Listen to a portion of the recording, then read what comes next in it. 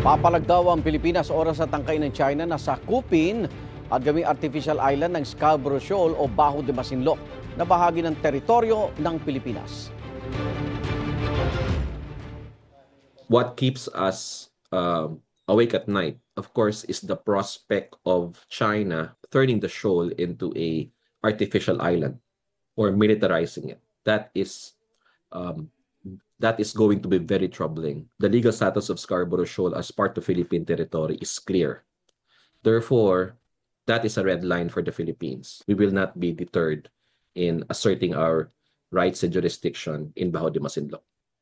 Kinumpirma ng National Security Council na dumoble ang aktibidad ng mga barko ng China sa paligid ng Bajo de Masinloc sa loob ng isang taon.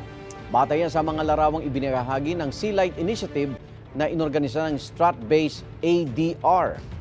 Ayon kay maritime law expert Jay Batongbakal, tila pumoporma ang China para sa planong i-reclaim o tampakan ng Bajo de Masinloc tulad ng ginawa nilang artificial island sa Kalayaan Group of Islands na tinayuan ng iba't ibang gusali at pasilidad. Kinukuha pa ng GMA Integrated News ang bagong pahayag ng Chinese Embassy kaugnay sa mga aktibidad sa Bajo de Masinloc.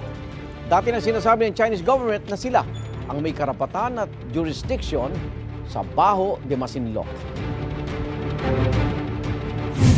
Igan, mauna ka sa mga balita, mag-subscribe na sa GMA Integrated News sa YouTube para sa iba't ibang ulat sa ating bansa.